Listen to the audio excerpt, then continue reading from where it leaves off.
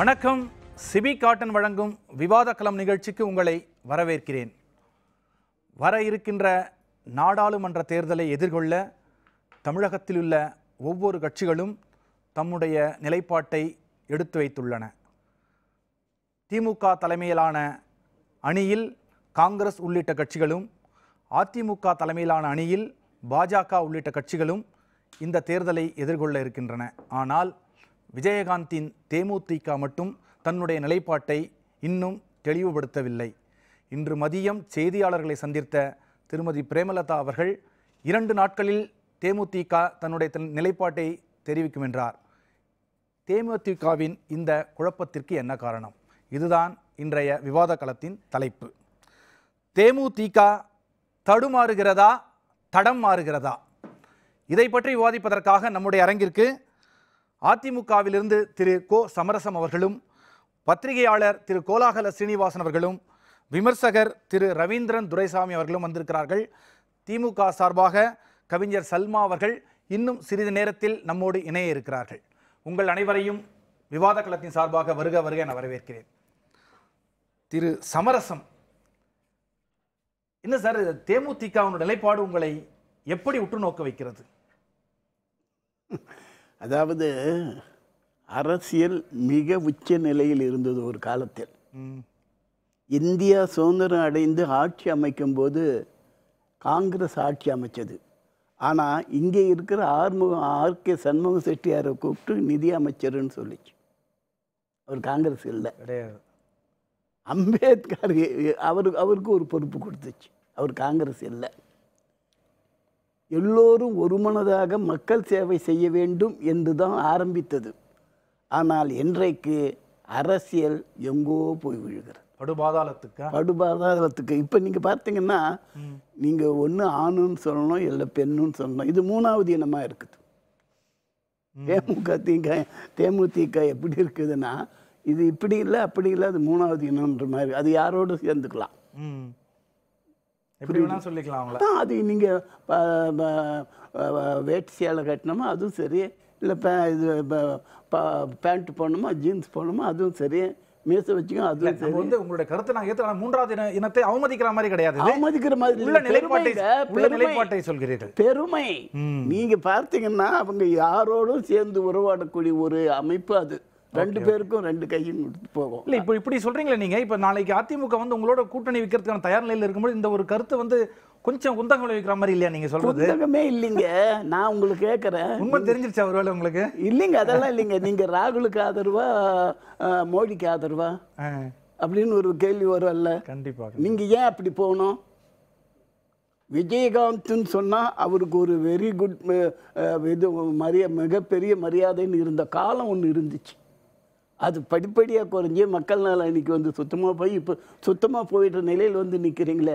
நான் வெட்கப்படுறேன், வேதனைப்படுறேன், சங்கடப்படுறேன். இல்லை, உங்கள் கூட்டணியில் என்னதான் அவங்க கொடுக்குறீங்க, அவங்க என்ன கேட்குறாங்க? ஏன் இந்த இழுபறி உங்கள் கூட்டணியை பொறுத்த வரைக்கும் பார்க்குறீங்க, பேசுகிறீங்க, வந்தாவா வரலன்னா போங்கிறீங்க, திருப்பியும் கண்டிப்பாக எங்கள் கூட தான் இருக்கிறான்றீங்க. எங்களுக்கு ட்ரெயின் ஏறுறோம், ஃபாஸ்ட் ஏறலாங்கிறீங்க. பெரிய குழப்பமாக இருக்கு. என்னதான் நடக்குது? நீங்கள் அண்ணன் வீட்டு பொண்ணு 500 பவுன் கொடுத்து கட்டின்னு போயிட்டான் ஒருத்தன். சரி, அவர் அதுக்கடுத்த வீட்டு பொண்ணு எனக்கு அந்த 500 பவுன் போடுன்னு கேட்குறாரு. அது போட முடியலன்னு அந்த கன்ஃபியூஷன் தான். அவ்வளோதான், வேற ஒன்றும் இல்லை. திரு ஸ்ரீனிவாசன், இல்லை மதியம் திருமதி பிரேமலதா இன்டர்வியூ நீங்கள் பார்த்துருப்பீங்க. அவங்க என்ன சொல்ல வராங்க, அந்த இன்டர்வியூ நீங்கள் எப்படி பார்க்குறீங்க பத்திரிகையாளரா? உங்கள் தலைப்பு இருக்கு இல்லையா, தடுமாறுகிறதா தடமாறுகிறதா? தடுமாற்றம் தெளிவாக இருக்குது. தடம் மாறுவது போல தெரிகிறது. தடம் மாறுவது போல் தெரிகிறது. எந்த இடத்துல உங்களுக்கு தெரிஞ்சது? எப்படின்னு சொல்லிடுறேன். முதல்ல அவங்க நீ வாப்போன் மீடியா பர்சனாக அதெல்லாம் விட்டுரும். அதுக்குள்ளே இருக்க நம்ம பொலிட்டிக்கல் மெசேஜுக்குள்ளே மட்டும் போய்ப்போம். அதுதான் இப்போ நமக்கு தேவை. அதில் 2 விஷயம் இருக்குது. ஒன்று, திமுகவுக்கு எதிரான கடும் எதிர்ப்பு, அதே நேரத்தில் அதிமுகவோட ஒரு நட்பற்ற நிலை. இந்த 2ஐயும் எக்ஸ்பிரஸ் பண்ணுறாங்க. அதாவது திமுக மீதான ஒரு பிளண்ட் அட்டாக், அதே நேரத்தில் அதிமுகவை சர்காஸ்டிக்காக காயப்படுத்துகிறாங்க. இந்த 2மே நடந்திருக்கு. இப்போ எடுத்துக்காட்டா அதில் சொல்கிறப்போ அவங்க சொல்கிறாங்க திமுக தில்லுமுல்லு கட்சி அது சொல்கிறாங்க. துரைமுருகன் உளறி இருக்கிறார், உளறல் அப்படிங்கிறாங்க. ஸ்டாலின் வந்து கிளியாத சட்டையை கிழிச்சிட்டு வந்த மாதிரி எங்க கேப்டன் இல்லை. இதை சொல்றேன். இதை சொல்றப்ப அடுத்தாப்புல என்ன சொல்றேன்னா, நேருக்கு நேரம் ஜெயலலிதாவை கேள்வி கேட்டவர் எங்க கேப்டன் அப்படிங்கிற. அதெல்லாம் 37 தொகுதி எம்பிக்கள் ஜெயிச்சு தமிழ்நாட்டுக்கு என்ன கிடைச்ச ஒண்ணுமே இல்லையே. அதனால தேசிய கட்சியோட கூட்டணி வைக்க வேண்டியது அவசியம். அதை சொல்றதுக்கு இதை அவங்க வந்து சொல்றாங்க. இந்த விதமாக அவங்க சொல்றப்ப இத்தனைக்கும் கூட்டணி பற்றி ஏடிஎம்கேவோட பேசிக்கிட்டு இருக்காங்க. ஆனா ஏடிஎம்கேயை கீழே இறக்குவது போல அவருக்கு பேசுறாங்க. அந்த இடத்துலயும் சொன்னாங்க, நீங்க கவனிச்சீங்களான்னு தெரியல, ரொம்ப முக்கியமானது அரசாங்கத்தின் எதிராக சில வழக்குகள்லாம் இருக்கு, அதையே நம்ம பார்க்க வேண்டியது இருக்கு. வழக்கு மட்டும் இல்ல, நிறைய இருக்குல்ல. சொல்றேன், அதான் சொல்ல வரேன். ஒரு 2 நிமிஷம் மட்டும் எனக்கு கொடுங்க. சொல்லுங்க. என்னன்னா 2011 இப்போ வரைக்கும் ஆட்சி நடக்கிறதுக்கு நாங்க காரணம். அது எப்படி சொல்ல வராங்கன்னா, 2011 கூட்டணி, அவங்க கூட்டணினால ஆட்சி நடந்தது.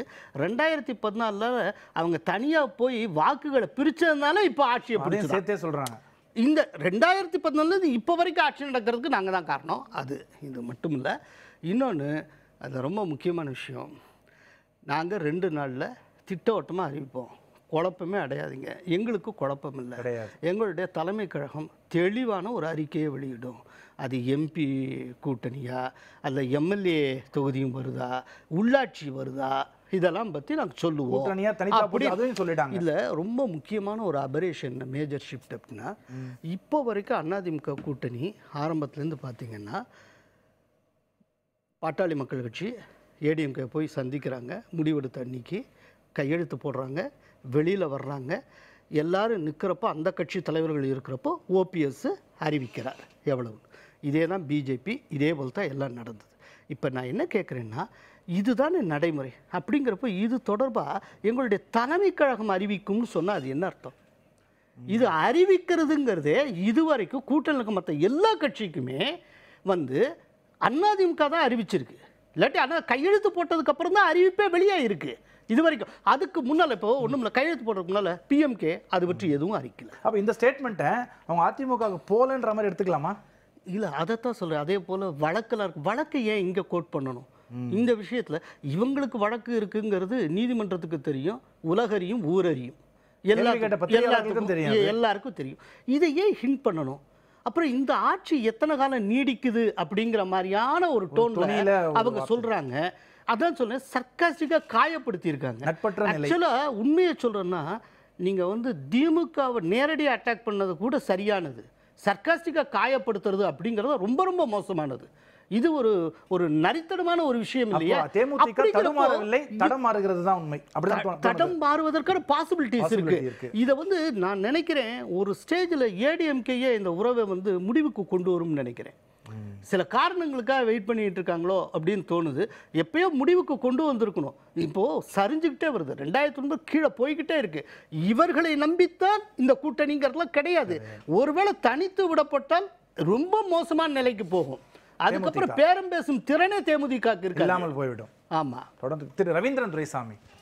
சிம்பிள், அவங்க திமுகவை கடுமையாக அட்டாக் பண்ணி அதிமுக கூட ஒரு அலையன்ஸ் வைக்க விரும்புகிறாங்க. அதில் அதிமுகவுக்கும் அவங்களுக்கும் வந்து இவங்க கிளைமுக்கும் அதிமுகவுக்கு ஆஃபருக்கும் இடையுள்ள இடைவெளியை பிரிட்ஜ் பண்ண முடியல, அதை இணைக்க முடியல. அதுதான் இப்போ பிரச்சனை. இவங்களோட நம்பருக்கும் அதிமுக நம்பருக்கும் ஒரு இணைப்பு பாலம் ஏற்கனவே சொல்லிட்டார், நாங்க ஆஃபர் கொடுத்துட்டோம், take it or leave it அப்படின்னுட்டாரு. ஆமா, அதுல வந்து டேக் இட் ஆர் லீவ் இட்னு சொன்னவங்க கொஞ்சம் கூட்ட மாட்டாங்களா அப்படிங்கிற எதிர்பார்ப்புக்குள்ள தான் இது போகுது. இந்த இதுல அவங்க இன்னொரு ஆப்ஷன் என்ன வச்சிருக்காங்கன்னா, வைகோ 2001 எடுத்த ஆப்ஷன். அது வந்து சட்டமன்ற தேர்தலில் திமுகவுக்கும் வைகோவுக்கும் தயாராகிட்டு பாஜக அலையன்ஸில் திமுக இருந்தது. அப்போ வைகோ என்ன சொன்னார்னா, பாஜக இருக்கிற 21 தொகுதி நினைக்கிறோம், அந்த 21 தொகுதியில் நாங்கள் கண்டெஸ்ட் பண்ண மாட்டோம், பாஜகவை ஆதரிக்கிறோம், நாங்களும் என்டிஏக்குள்ளே தான் இருக்கிறோம், ஆனால் மற்ற தொகுதியில் நாங்கள் திமுக எதிர்ப்போம், திமுக ஆட்சிக்கு வரக்கூடாது, திமுக ஒரு நாசகார சக்தி, அழிவு சக்தி, எக்ஸெட்ரா எக்ஸெட்ரா அப்படின்னு பண்ணார். இப்போவும் இவங்களுக்கு வந்து இந்த 2 ஆப்ஷன் தான் இருக்குது. ஏடிஎம்கே ஆப்ஷன் தான் அவங்க மெயின் ஆப்ஷன். ஏடிஎம்கே ஆப்ஷனுக்கு எதிராக அவங்க எதிர்கொள்ளக்கூடிய ஆப்ஷன் என்னன்னா, பாஜகவை 5 தொகுதியில் நாங்கள் ஆதரிக்கிறோம், மோடி தான் எங்களுக்கு பிரதமராக வருவார், நாங்கள் வெற்றி பெற்றா மோடியை தான் ஆதரிப்போம் அப்படின்னு சொல்லிட்டு அதிமுகவையும் பாமகவையும் கடுமையாக விமர்சிச்சுக்கிட்டு 35 தொகுதியில் போட்டியிடக்கூடியதுங்கிற அந்த மாதிரிப்பட்ட ஒரு ஸ்டாண்டு தான் அவங்க எடுக்கிறதுக்கு வாய்ப்பு இருக்குது. அல்லது அந்த அந்த இண்டிகேஷனை தான் அவங்க கொடுக்குறாங்க. பாஜகவை எதுக்கல்ல, திமுகவை கடுமையாக எதிர்த்து அண்ணா திமுக பாஜக அணியில் போக விரும்புகிறாங்க. அந்த டேர்ம்ஸ் வந்து எங்கள் டேர்ம்ஸுக்கு வாங்கங்கிறத அண்ணா திமுக சொல்லியாச்சு. அந்த டேர்ம்ஸ்லேருந்து கொஞ்சம் ஏற மாட்டாங்களாங்கிற எதிர்பார்ப்பு இருக்குது. ஸோ அண்ணா திமுக சொன்ன டேர்ம்ஸ்லேருந்து கொஞ்சம் ஏற மாட்டாங்களாங்கிற எதிர்பார்ப்பில் இருக்கிறாங்க. அவ்வளவுதான் இதில் போகுது. இந்த பேரம் பேசுறது வந்து சார் சொல்றது அப்படியே அந்த யூபி மாடல் காங்கிரஸினுடைய அந்த குறிப்பிட்ட கேண்டிடேட்ஸ்க்கு எதிராக எங்க கேண்டிடேட் நிறுத்த மாட்டோங்கிறாங்க இல்லையா, அதே போல பிஜேபிக்கு எதிராக தேமுதிக நிறுத்தாது, ஆனால் அதிமுக எதிராக நிறுத்துவாங்க. நாங்க இது பண்ணிப்போம். ஸோ எங்களுக்கும் பிஜேபிக்கு இடையில இருக்கிற நட்பும் ஸ்நேகமும் தொடரும். இது இந்த மாதிரியான ஒரு இது வந்து தேமுதிகவினுடைய அந்த ஒரு மதிப்பீடை வந்து மக்கள் மத்தியில் குறைச்சிடாது. அது அவங்களுக்கு தலைமைக்கு தெரிகிறதா? அது இல்ல இப்போ என்ன இருக்கு மதிப்பீடு, உங்களுக்கு என்ன இருக்கு நீங்க சொல்றீங்க சார். ஆனா திமுக போய் பாக்குறாங்க, அதிமுக போய் பாக்குறாங்க, பியூஷ் கோயல் போய் பாக்குறாரு, நைட்ல ஸ்டார் ஹோட்டல்ல போய் பாக்குறாங்க. மத்தவங்க அரசியல் கட்சிகள் எல்லாம் ஒத்துக்கறாங்களா? திறமை இருக்கிறதா, மதிப்பு இருக்கிறதா? ஒரே ஒரு சின்னது இருக்கு. அதிமுகவுக்கு சில பிரத்யேகமான சூழல் இருக்கு. என்ன அண்டர் கம்பல்ஷன்? எஸ், 4 அண்டர் கம்பல்ஷன்னா உடனே டக்குன்னு பிஜேபின்னு சொல்லியிருக்கும். அப்படி கிடையாது. பிஜேபியோட கம்பல்ஷனுக்கு அதிமுக அடிபணிவதாக இருந்திருந்தால் தேமுதிகவோடு எப்போதோ ஒப்பந்தம் போடப்பட்டிருக்கும். தேமுதிக கேட்டது கொடுக்கப்பட்டிருக்கும். ஏன் பிஜேபிக்கு 5 தானே சார் கொடுத்தாங்க? திமுக வந்து காங்கிரஸுக்கு 10 அள்ளி கொடுக்குறப்ப இவர்கள் கிள்ளி கொடுத்திருக்கிறார்கள். ஸோ எனக்கு தெரிய அதிமுக தலைமை கூட்டணி ஃபார்மேஷனை பொறுத்தளவு 100% ராஜதந்திரத்தோடு செயல்பட்டு இருக்கிறது. அது வந்து உண்மை, அதில் வந்து எந்த சந்தேகமும் கிடையாது. அதனால அது கரெக்டாக தான் போயிட்டு இருக்கு. இவங்களுடைய எக்ஸ்பெக்டேஷன்லாம் எதிர்பார்க்கக்கூடிய நிலையில் இன்னைக்கு அதிமுக தலைமையில் அதிமுக ரொம்ப தெளிவாக இருக்கு. எனக்கு அதாவது ஒரே ஒரு விஷயம், அதிமுக இப்போ இருக்கிற சூழ்நிலை அதுவாகவே முன் வந்து இந்த உறவை முறித்து கொண்டால் மக்கள் மத்தியில் அதிமுக ஒரு பெரிய பெயர் கிடைக்கும். தொடர்ந்து பேசுவோம். இதற்கான விளக்கத்தை இடைவேளைக்கு பிறகு திரு சமரசம் அவர் சொல்வார். சிறிய இடைவேளைக்கு பிறகு விவாத களம் மீண்டும் தொடரும்.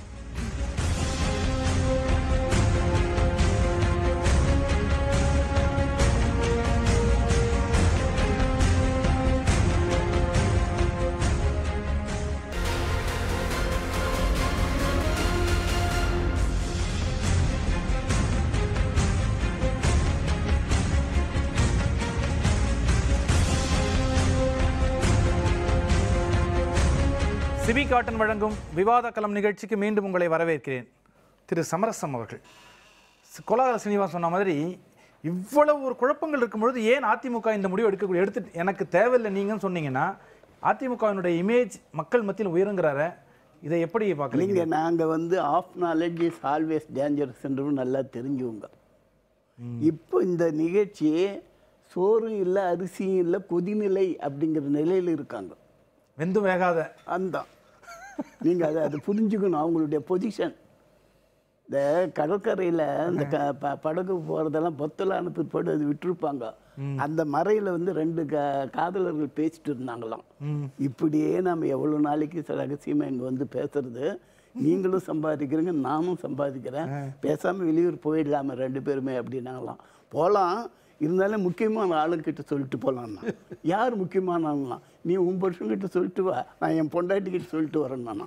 அந்த கதிக்கு ஆளாகி போச்சு தேமுதிக நிலை. இப்ப இது முடிந்து விட்டது என்று எடுத்துக்கலாமா திரு சமரசம்? அதிமுக கூட்டணி இல்லை என்ற முடிவு எடுத்துக்கலாமா? அது நான் சொல்ல முடியாது, சொல்லக்கூடாது. சொல்ல முடியும்னா கூட சொல்ல. நீங்க சொல்றது இந்த எடுத்துக்காட்டு படகு மறைவு இதெல்லாம் சொல்லும் பொழுது முடிஞ்சு விட்டது மாதிரி தான் எங்களுக்கு தோணுது. அதுக்காக கேட்குறேன். அப்படி இல்லைங்க, நீங்க அப்ப கூட என்ன பண்ணாலும் சரி வச்சுன்னு பொழிப்பா அப்படின்னு. சரி, அவங்க கூட்டணி இருக்க மாதிரி சொல்லிட்டு அவங்க மதியம் பேசினாங்க, உங்க அரசாங்கம் கேஸ் இருக்கு, அதை நாங்க தான் அந்த தைரியம் எங்களுக்கு இருக்குங்கிறாங்க.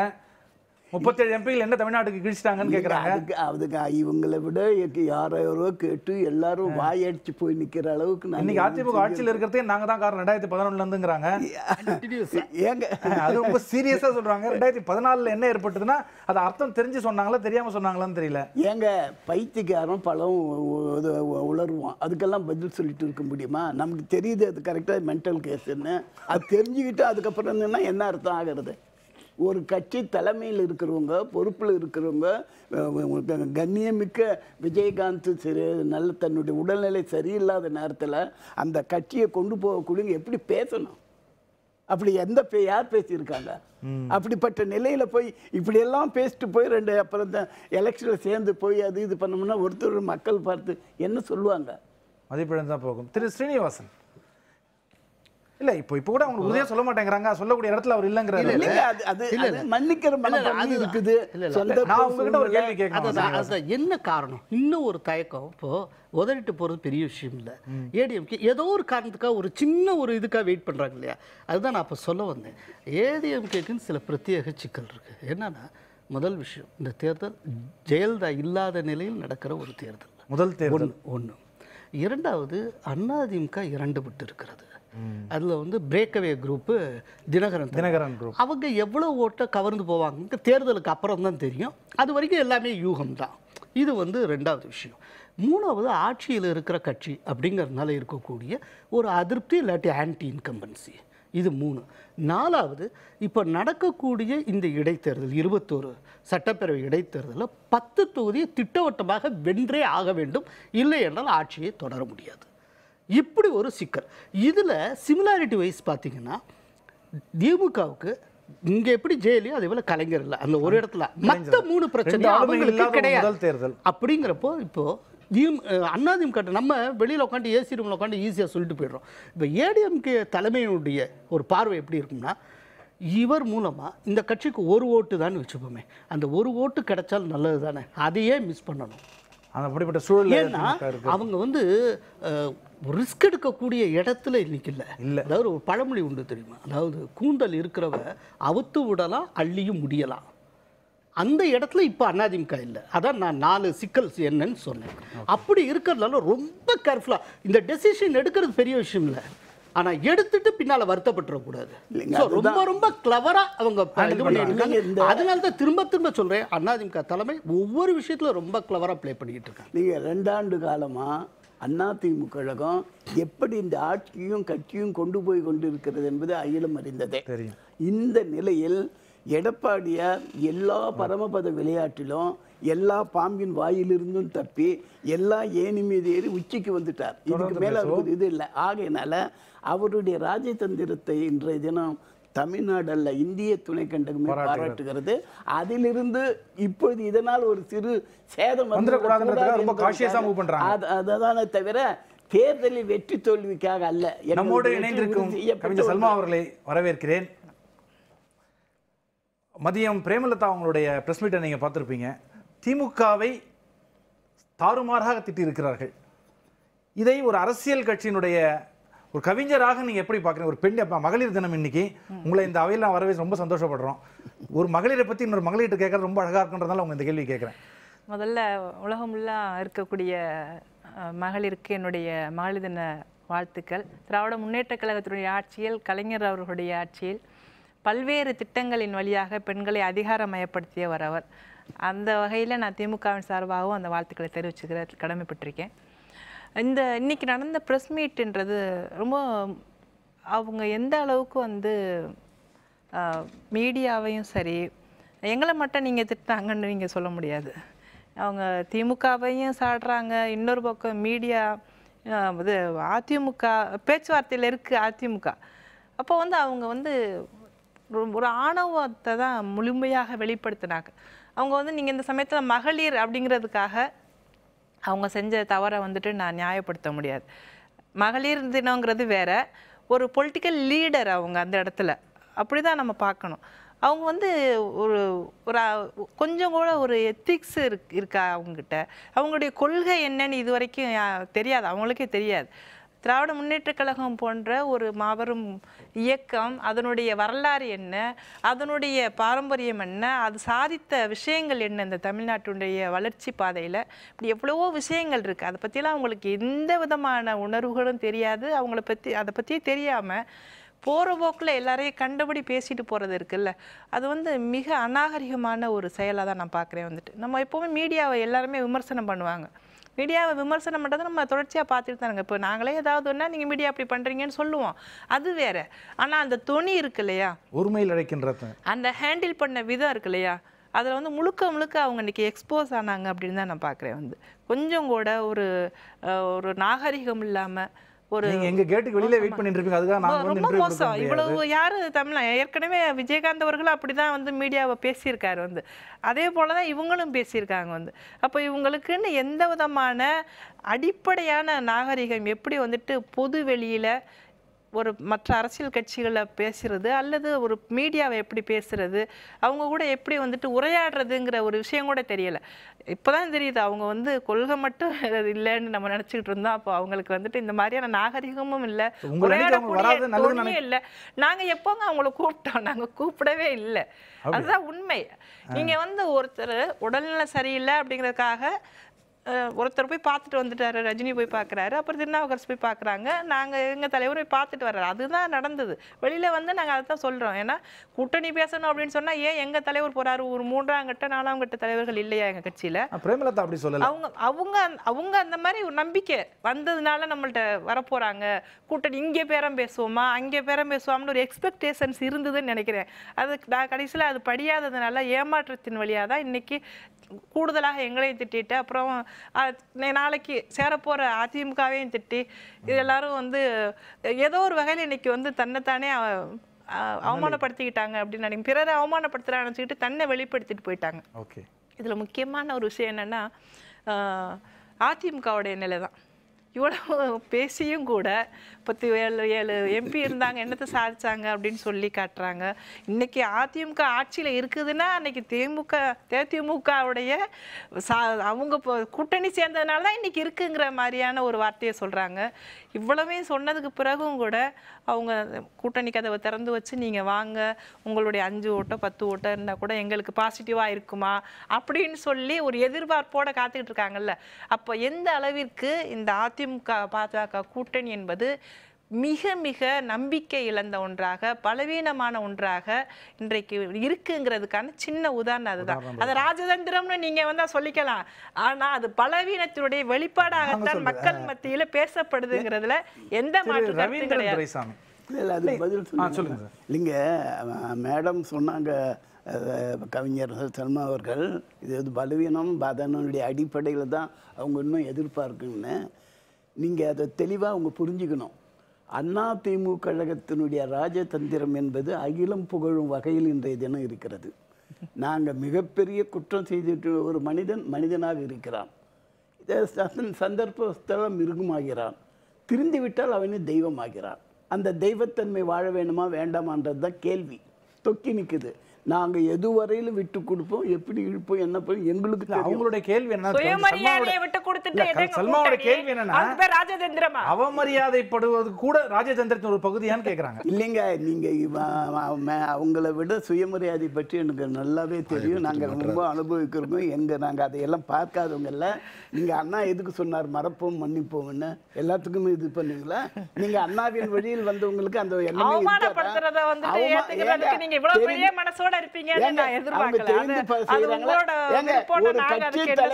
பேசுறாங்கன்னா தெரிந்து பேசுவாங்களா தெரியாம பேசுவாங்களா? முட்டாள்தனத்துல பேசுறதெல்லாம் நம்ம விவாத பொருளாக்கி எடுத்துக்கணும். அவங்கள எல்லாம் ஒரு இது நம்ம நினைச்சுக்கவே கூடாது. நம்முடைய அவங்களுடைய முட்டாள்தனமா அவங்க நம்முடைய பெருந்தன்மை. அதனால ஏங்க சாராயம் குடிச்சிட்டு ஒருத்தனும் சும்மா இருக்கணும் ரோட்ல சண்டை போட்டா யார் சாராயம் குடிச்சோன்னு நினைப்பாங்க? போக்குவரத்துல இருக்கிறவன் நீங்க அவங்களுக்கு பதில் சொல்லாத டைம் கேட்டீங்க. ஏன் டைம் சாப்பிட்டுட்டு என்ன நியாயம்? கண்டிப்பா ஒரு ஆகையினால தேமுதிகவுக்கு அவங்க சார்பா பேசுறதுக்கு பாவம் இன்னைக்கு யாருமே இல்லாத நிலையில அதிமுக காரங்க படுற கஷ்டம் இருக்குல்ல, ரொம்ப பரிதாபம். அவங்க வெகமட்ட எதுக்காக பேசுறாங்க? அவங்க சப்போர்ட்டிவா பேசலையே, சமரசம் அது மாதிரி பேசலையே, சமரசம் அது மாதிரி பேசல. இல்ல எம்பியை பத்தி சொன்னாலும் அது ஒண்ணுமே இல்ல, அதை பத்தி அவங்க சிந்திக்கல. இல்ல இல்ல எங்களுக்கு வந்து அவங்க ஒண்ணுமே விமர்சனம் பண்ணல அப்படின்னு சொல்றாங்க. எவ்வளவு பாவமா இருக்கு, பரிதாபமான ஒரு நிலை. நான் எப்படி ஒருத்தருக்கு அடிமையா இருக்க விரும்ப மாட்டேனோ அப்படியே எஜமானராக இருக்க ஆசைப்பட மாட்டேன். இதுதான் அண்ணா சொன்னது. நாம் அண்ணாவிலிருந்து வரோம். நான் அண்ணா தான் எனக்கு சமரசன் பேர் வச்சவர். அந்த இதை நான் இதுவரையிலும் காப்பாற்றிட்டு வரேன். இது உங்க பேருக்கு ஏற்ற மாதிரி எல்லாரும் சமரசமா இருக்க ஆசைப்படுறீங்க. உங்களுடைய இந்த மனோபாவத்துக்கு வாழ்த்துக்கள். தொடர்ந்து பேசுவோம். அந்த அடிப்படையில் அதை சந்திப்போம், பார்ப்போம் என்னதான் ஆகுதுன்னு சொல்லிட்டு அது இப்ப இந்த பரிதாப நிலை வரக்கூடாது அப்படின்னு எனக்கு ஒரு சங்கடங்க. உங்களுக்கு ஒரு சங்கடம்னா அது எனக்கு வந்ததா நினைக்கிறேன். நான் அந்த அடிப்படையில் பேசுறேன். நேரம் கிடைச்சா யார் வேணாலும் யாரு. உங்களுடைய பெருந்தன்மைக்கு வாழ்த்துக்கள். தொடர்ந்து பேசுவோம். ஒரு சிறிய இடைவேளைக்கு பிறகு விவாத களம் மீண்டும் தொடரும்.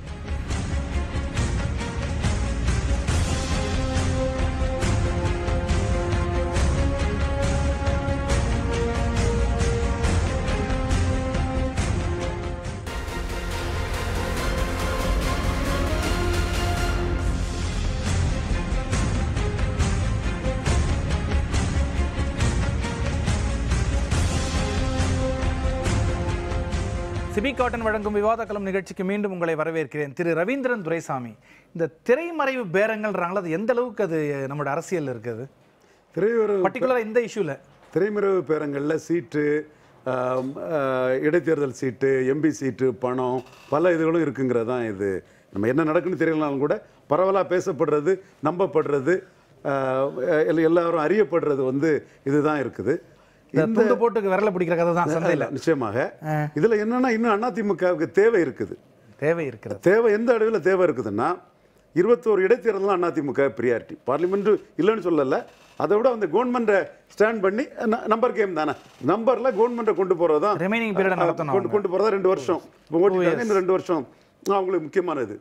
அப்படி முக்கியமானதுன்னு பார்க்கும்போது தேமுதிகவுக்கு சமூக தளத்திலும் அரசியல் தளத்திலும் சேர்த்து இந்த 21 தொகுதியில் தொகுதிக்கு ஆவரேஜாக 3% ஓட்டு அவங்க டிரான்ஸ்ஃபர் பண்ணால் கூட ஏடிஎம்கேக்கு அது ஒரு லாபம். தேதியில் உங்களுக்கு 3% வாக்குகள் இருக்குங்கிறது நம்ப. நான் 2 விதம் சொன்னேன், சமூக தளத்திலும் அரசியல் தளத்திலும் சேர்த்து 2 பார்வையில் சேர்த்து தான் சொன்னேன். ஒரு சான்ஸ் எடுக்காண்டா, கிடைச்சா லாபம் தானே, அதில் அவங்களுக்கு என்ன நஷ்டம் இருக்குங்கிறது. அடுத்தாப்புல கண்டஸ்டட் ஆவரேஜ் பொதுவாக தேமுதிக, பாமக போன்ற கட்சிகளுக்கு குறைவாக தான் இருக்கும்.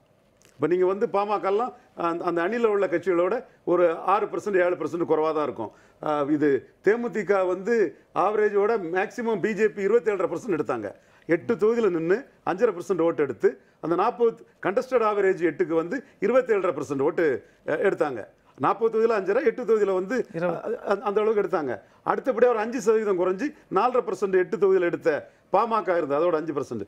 ஆனால் 14 தொகுதியில் எடுத்து 14 தொகுதியில் போட்டிட்டு 5.5% ஓட்டு எடுத்து கண்டஸ்டட் ஆவரேஜ் 15% அளவுக்கு லோவாக தான் தேமுதிக இருந்தது. அப்போ என்ன அர்த்தம்னா, தேமுதிக கொடுக்கக்கூடிய ஓட்டு அதிமுக அணி ஆவரேஜாக எத்தனை % ஓட்டு எடுக்கோ அதோட ஒரு 10% ஓட்டு டவுனாக எடுத்து அது தோக்குன்னு தெரியும். கண்டிப்பாக தெரியும். தெரிஞ்சுதான் அந்த கொடுக்குறாங்க. அதிக சீட்டு கொடுக்கறதுக்கு பயப்படுறதே காரணம் என்னன்னா, உங்களுக்கு தரக்கூடிய சீட்டு தங்க தாம்பாள தட்டில் வச்சு திமுக காங்கிரஸ் கையில் கொடுக்கறது மாதிரிங்க எப்படிங்கிறதா அவங்களுக்கு அதுவும் தெரியும். தெரியாமல் யாரும் அதை பண்ணலை.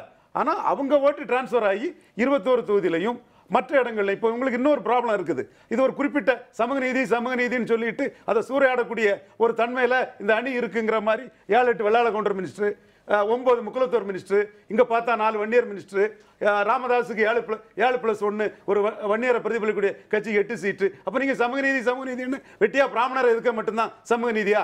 அப்போ இது என்னங்கிற ஒரு கொஸ்டின் வரும். அங்குள்ள மக்களுக்கு வரும். அங்குள்ள முதலியார்கள், உடையார்கள், பிள்ளைமார்கள், முஸ்லீம்கள், ரெட்டியார்களுக்கு வரும். அப்போ அப்படி ஒரு தோற்றம் வரும்போது தேமுதிக போன்ற ஒரு எல்லா கட்சியிலும் பரவலாக உள்ள ஒரு பவர்ஃபுல் ஒரு நிலச்சுவாந்தாரர்களாட்டும் ஒரு லேண்ட் லார்டுகளாட்டும் உள்ள ஒரு நாயுடு சமூகம், ஒரு ரூலிங் கிளாஸ் உள்ள ஒரு பார்ட்டி இருந்ததுன்னா, கொங்குலையும் அவங்க டாமினன்ட் கம்யூனிட்டி என்னைக்கே ஓரளவு இருக்கும், பட் இன்ஃப்ளூயன்ஷியல் கம்யூனிட்டி.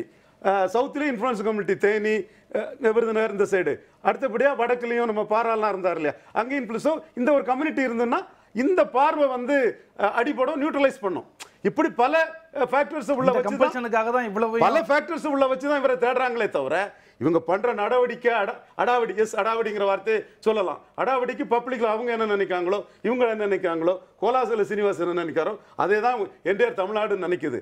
என்றாலும் கூட சோஷியல் ஃபேக்டருக்கும் அவங்க நம்ம கொடுக்குற சீட்டில் தோத்தாலும் தோத்துட்டு போறாங்க, நமக்கு கொஞ்சம் கான்ட்ரிபியூட் பண்ணி ஒரு 5-6 சீட்டை நமக்கு தப்பிக்க வைக்க மாட்டாங்களாங்கிற எதிர்பார்ப்புல தான் ஜெயக்குமாரும் பேசுறாரு. முதலமைச்சரும் அந்த நிலையில தான் இருக்கிறாரு.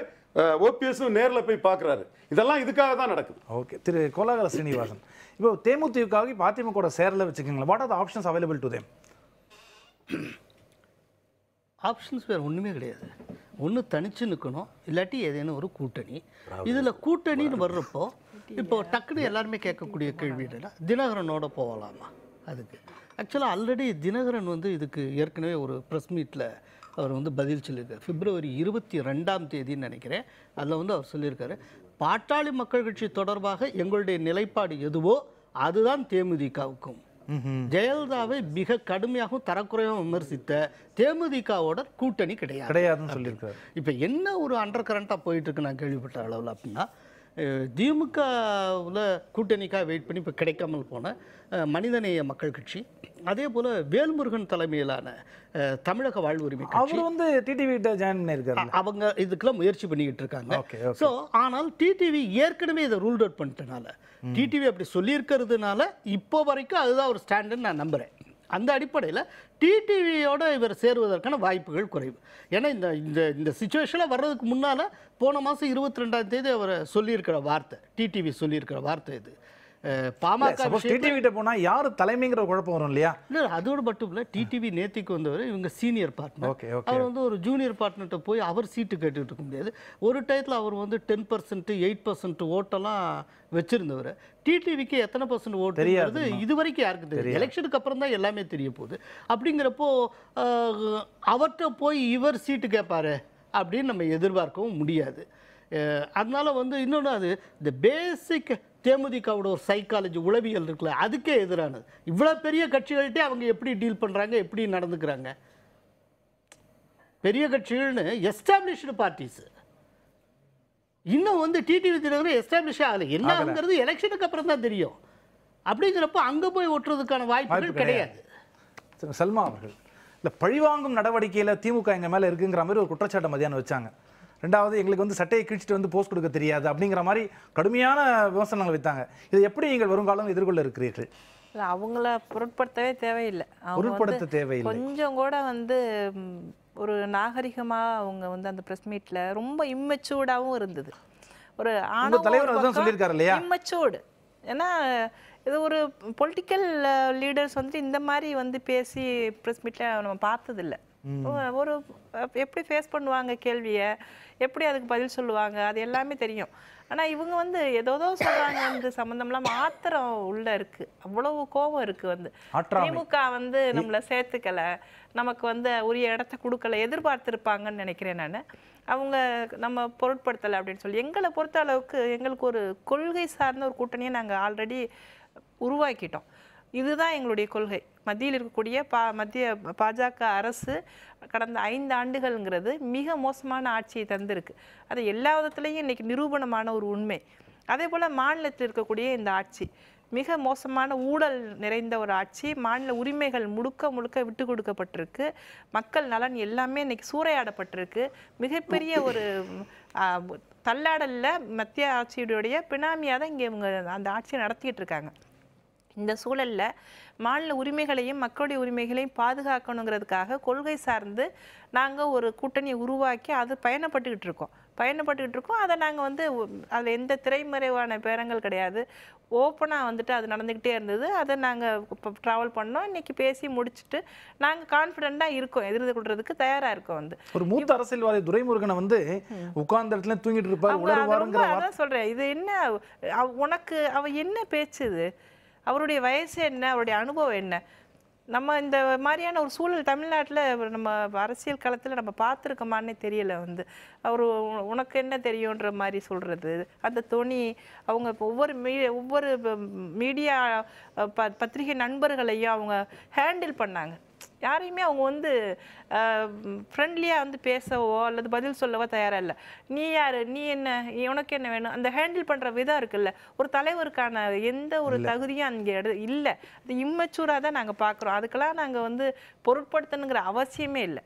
ஏன்னா அவங்களுடைய ஏமாற்றத்தை அவங்க எப்படியெல்லாம் இன்னைக்கு கொட்டணுமோ அவங்க கொட்டிட்டு போயிருக்காங்க. பொது வழியில் கொட்டிட்டு போயிருக்காங்க. அது மட்டும் இல்லாமல் தன்னுடைய பையன் பேசுனதை கூட ஜஸ்டிஃபை பண்ணுறாங்க. இளங்கன்று பயம் அறியாது. எப்படி இதை ஜஸ்டிஃபை பண்ணலாம்?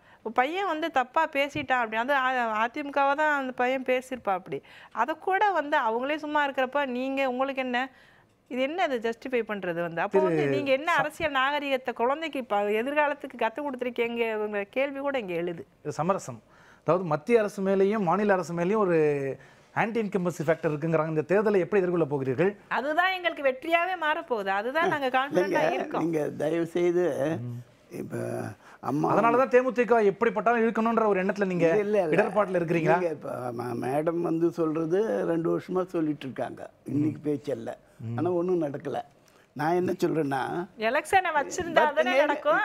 எலெக்ஷனை உங்களுடைய கையில வச்சிருக்கீங்களே, நடக்க விடாம. இல்லங்க, தயவு செய்து இந்நேரம் எங்க ஆட்சியில நீங்க நெஞ்ச தொட்டு சொல்லுங்க, ஆர்கே நகர்ல டிபாசிட் போனது ஏத்துக்கிறீங்களா? அது வேற, அது வேற. நான் ஒத்துக்கல, அது வேற. நான் ஒத்துக்கல. அதுல வந்து எப்படி வந்து அதிகார பணம் எல்லாம் வந்துட்டு மோதிச்சுக்கிறது, நாங்க நேர்மையா தேர்தலை எதிர்கொண்டதுக்கு பணத்தோட அதிகாரத்தோட நீங்க எல்லாம் எதிர்கொண்டதுக்கு நடந்த வித்தியாசத்துல அப்படி ஆட்சியை ஒழிய நாங்க இன்னைக்கு எம்ஜிஆர் நீங்க ஆட்சியை கலைச்சு தேர்தலை கொண்டு ஏன் வந்து 21 உங்க இதை நடத்தி நேர்மையை பற்றி காட்டுங்க. இல்லைங்க இப்ப மேடம், தெரியும். உங்க நேர்மையை இப்ப நடத்துறப்ப பற்றி தெரியும். எம்ஜிஆர் ஆட்சியை இப்ப கலைச்சிட்டு நடத்தி திரும்ப ஆட்சி பாருங்க. கொண்டு இந்த எலெக்ஷன்ல வந்ததிலிருந்து நீங்க அந்த இங்க 21 டிடிவியோட தேதியில சேர்ந்து நீங்க நடக்க டிபாசிட் போனது முடியாது, வந்து உலகத்துக்கு தோக்க தெரியும். போறோங்கிற அது பயத்துல வேண்டாங்க, தானே நம்ம இன்னைக்கு இதுக்கு தேமுதிக வருவோம். கூட்டிட்டு நான் வரணும்னு ஒரு விஷயம் நினைக்கிறீங்க. பாருங்க, எம்எல்ஏ இருந்தார் சிவசாமின்னு கம்யூனிஸ்ட், ஒரு ஓட்டு வித்தியாசத்தில். எத்தனை ஓட்டு வித்தியாசம்? ஒரு ஓட்டு வித்தியாசம். ஒரு ஓட்டு வித்தியாசம். திருமாவளவன் இப்போ வந்தார், 87 ஓட்டு வித்தியாசத்தில் தோத்தார். இதெல்லாம் நடந்தது. புரட்சி தலைவி அம்மா அவர்கள் 37 எம்பியை இப்போ கொண்டு வந்தவங்க. அந்த ஆட்சியை வந்து 37 எம்பி ஆளும் கட்சி ஆட்சி இது எல்லாம் விட்டுட்டு போயிருக்காங்க. இது காப்பாற்றி பெருமைப்படுத்தி அதை விட அதிகப்படுத்தி காட்ட வேண்டிய அவசியம் எடப்பாடியாருக்கு இருக்கு. அந்த அடிப்படையில் நாங்க ஏன் இப்படி எல்லாம் கூட பேசுறாங்க, உடனே விட்டுட்டு கூடாதா? அது மோடியா லேடியே நான் சொல்றேன்.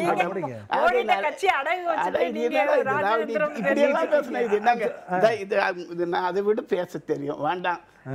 ஆகையினால இந்த நிலையில 234 தொகுதியிலையும் எந்த தொகுதிகளாலும் யாரை நிறுத்தினாலும் ஜெயிக்கணும்னு தான் அம்மா அவங்க திட்டம் போட்டு ஒவ்வொரு இதுக்கும் செஞ்சு வந்தாங்க. இப்போ 40 தொகுதியிலும் யார் நின்னாலும் ஜெயிக்கணுன்றது தான் எடப்பாடியாருடைய நோக்கம். அது பாஜகவா, தேமுதிகவா, கிருஷ்ணசாமியா, இல்லை பாமகவா, இல்லை யார் அப்படின்னு சொல்றதே இல்லாமல் அவங்களும் நாம் தான். ஓகே, அதிமுகவில் சேர்ந்தோம்னா நாம் கொஞ்சம் கம்மி ஜாஸ்தி தடுமானா கூட அவங்க கரை சேர்த்திடுவாங்கன்ற எண்ணம் அவங்களுக்கு வரணும். அதுதான். அந்த திமுகவில் அப்படி இல்லை, எப்படி காலி பண்ணலான்றது தான். அது வேறு விஷயம். அதுக்கு எதுக்கு நான் வரிசையாக சொல்கிறேன், எனக்கு தெரியும். அந்த அடிப்படையில் தான் எடப்பாடியார் அமைதியாக பொறுமையாக நாங்கள் வந்து கைத்து மேல் நடக்கிறோம், அவங்க தரையில் நடக்கிறவங்க. சரி, அவங்க இப்போ எதுனாலும் பேசலாம்.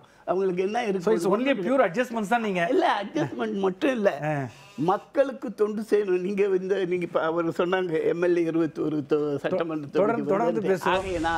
இவையெல்லாம் கொண்டு சென்று புரட்சி தலைவி அம்மாவினுடைய பெயரை, கட்சியை, ஆட்சியை என்ன சொன்னாலும் ஏற்றுக்கொண்டு பொறுமையாக இருக்கிறீர்கள். அதற்கு வேண்டிய பனிஷ்மெண்ட் செய்வீங்க.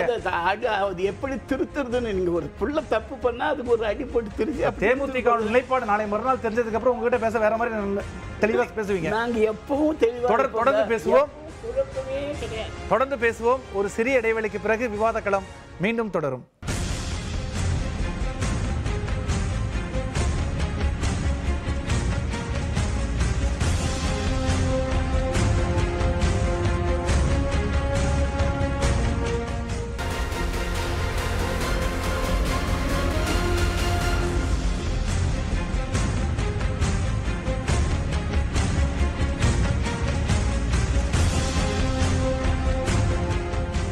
சிபி காட்டன் வழங்கும் விவாத களம் நிகழ்ச்சிக்கு மீண்டும் உங்களை வரவேற்கிறேன்.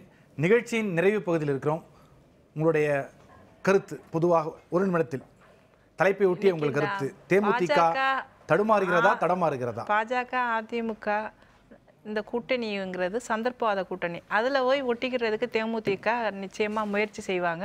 அது மக்களுக்கு தெரியும், எது சந்தர்ப்பவாத கூட்டணி, எது மக்கள் நலனுக்கான கூட்டணிங்கிறது அவங்களுக்கு தெரியும் மக்களுக்கு. ஏன்னா திமுகவும் காங்கிரஸும் நிச்சயமாக மக்களுடைய நலனை பாதுகாக்கக்கூடிய ஒரு ஆட்சியை தான் தர்றதுக்காக நாங்கள் தயாராக இருக்கிறது. நாட்டை காப்பாற்றுங்கிறத இன்றைக்கி முக்கியமான ஜனநாயக நாடு. இங்கே நடக்கக்கூடிய அநீதிகள் எல்லாமே இன்றைக்கி தனி மனித உரிமை மீறல்கள் நடந்துக்கிட்டு இருக்கு. எவ்வளவோ நம்மளுடைய மாநில உரிமைகள் பறிபோய்கிட்டு இருக்கு. இதெல்லாம் காப்பாற்றணுங்கிற ஒரே நோக்கத்தில் நாங்கள் இணைஞ்சு இந்த கூட்டணியை முன்னெடுத்துக்கிட்டு இருக்கோம். அந்த கூட்டணி மக்கள் எந்த விதத்திலையும் அனுமதிக்க போறதில்லை, ஏற்றுக்கவும் போறதில்லை. சந்தர்ப்பவாத கூட்டணி, அவ்வளவுதான். தோக்குறதுக்கு தயாராக இருக்கு அந்த கூட்டணி. டாக்டர் ராமதாஸ் வந்து பாஜகவுக்கு அரசுக்கு 0 மதிப்பு போட்டு மாநில உரிமைன்னு எடப்பாடி பழனிசாமியை நம்பி கூட்டணி வச்சாரு. 7+1 வாங்கிட்டாரு. இவங்க வந்து மோடினால தான் நிலையான ஆட்சியை தர முடியும்னு பாஜக நம்பி போனாங்க. இங்க ராவுத்தருக்கே கொள்ளு இல்லை, குதிரைக்கு எங்க கொள்ளு கிடைக்கும்? 5 சீட்ல பாஜகவை எடப்பாடி அவர் சொன்ன மாதிரி இவர் சொன்ன மாதிரி ராஜச்சந்திரமா மாஜுலைஸ் பண்ணிட்டார். மோடியை பிரைம் பண்ணி ப்ரொஜெக்ட் பண்றாரு. அது வேற ஆஸ்பெக்ட்.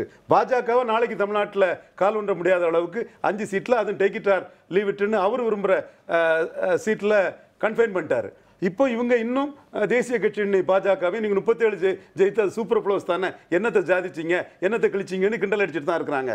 இவங்க மூவ் வந்து 2001 வைகோ போனது மாதிரி பாஜக ஆதரவு முடிச்சிடுறேன். பாஜக ஆதரவு அதிமுக வேட்பாளர்னு வேட்புமனு விட்ராவல் பண்றது வரை அதிமுக பேரம் பேச வாய்ப்பு இருக்கு. அதுக்கிடையில கொஞ்சம் நல்ல பேரம் முடிஞ்சுன்னா நிறுத்திக்குவாங்க. கோலாகல சீனிவாசன் சுருக்கமாக. அதாவது என்னன்னா, இந்த தேமுதிகவால் ஏற்பட்டு இருக்கக்கூடிய ஒரு குழப்பம் இப்போ இருக்கிற அதிமுக கூட்டணியுடைய சமநிலையை, அந்த பேலன்ஸை பாதித்து விடக்கூடாது.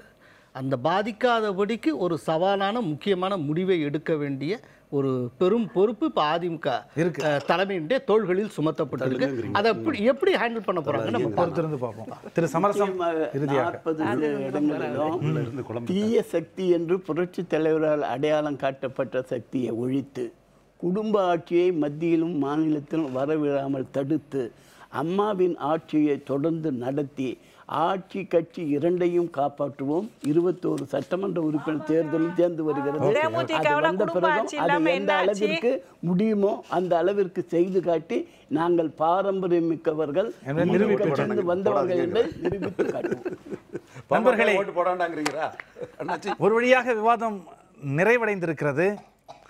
எந்த ஒரு அரசியல் தலைமையும் இப்படி பேரங்களை உயர்த்துவதற்கான காரணம் தான் சொல்லுவதை கடைசி தொண்டன் கண்டிப்பாக கேட்பான் என்ற நம்பிக்கைதான்.